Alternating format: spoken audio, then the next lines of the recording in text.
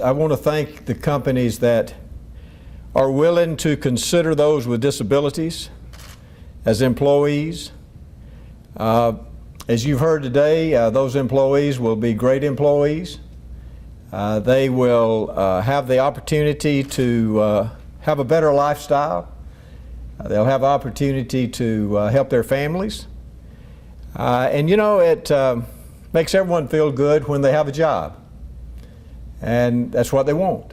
They want a job because they're worthy of a job. You know, we all have worth.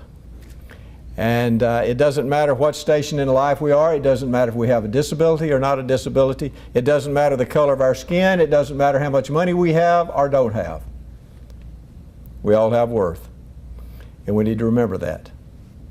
And I just want to thank the companies that, as I say, that are here and are willing to take, it's not a risk, but to give the opportunity for some of our individuals in the state. We have 84,000 either unemployed or underemployed individuals with disabilities in the state of Alabama.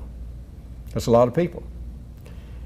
We can continue to lower our unemployment rate, Fitzgerald, if we hire more people with disabilities. And this is why we had this special summit here today. I appreciate so much, as I say, those that chose to be a part of this, the companies, and those who have worked so diligently to put this on today. In 1975, I was a young doctor in Tuscaloosa. And I practiced medicine at Druid City Hospital. One afternoon, there was a young lady that came in. She was 9 months pregnant. And there was a tornado that day.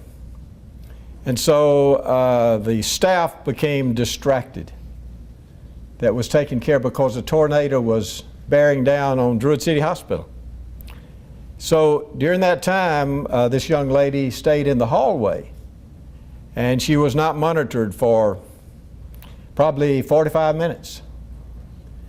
And even though she had been in labor for a while, the heart was not checked and she was not monitored.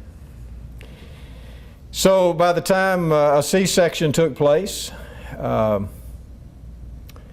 that little boy that was born had no heartbeat and he had no breath. But the doctors did a great job to resuscitate him, and he convulsed for about 48 hours when he was taken to Birmingham.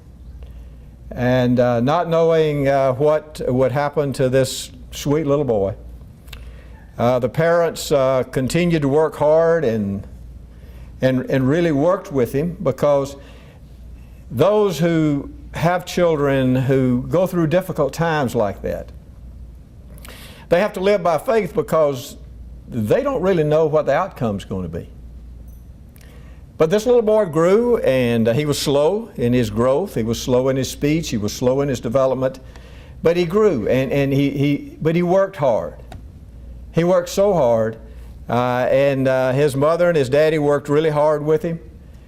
He had to repeat the first grade, but slowly his development improved. He worked so hard, in fact, that he had a lot of people, a lot of mentors who worked with him, and he actually was able to graduate from college.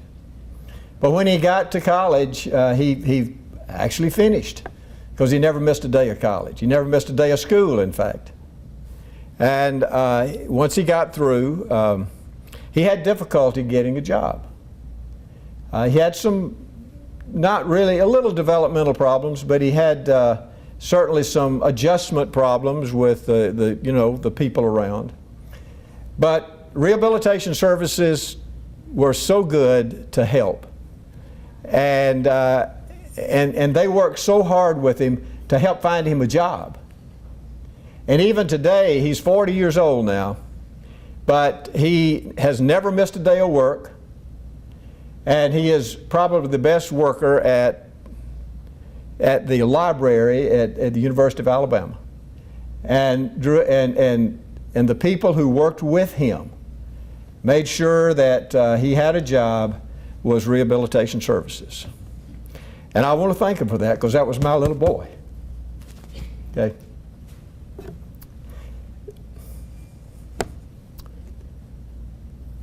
You need to give these people a chance. Okay? You need to give them a chance to work and